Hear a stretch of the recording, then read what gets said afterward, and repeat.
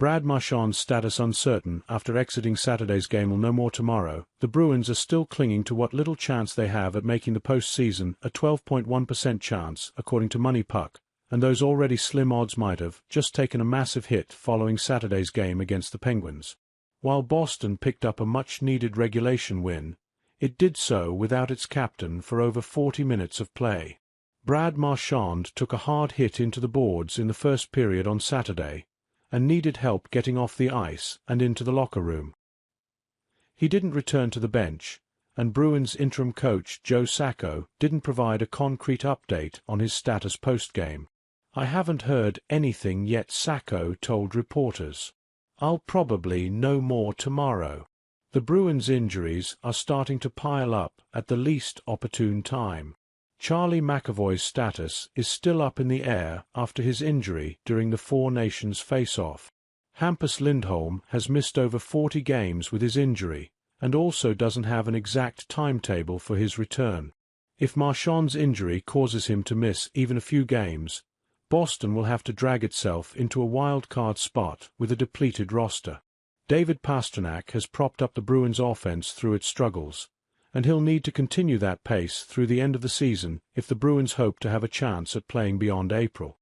Outside of the massive blow to the top end of the lineup, a potential Marchand injury would also be an unwanted development ahead of the trade deadline. Many of Boston's core players are receiving trade speculation as the Bruins mull over whether to sell at Friday's deadline ahead of a looming retool this offseason. Despite representing Boston as team captain, Marchand isn't immune to trade speculation of his own.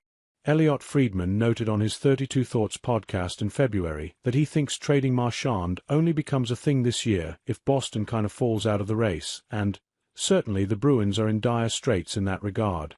However, if Marchand's injury turns out to be serious, it could impact the Bruins' ability to deal him even if they want to.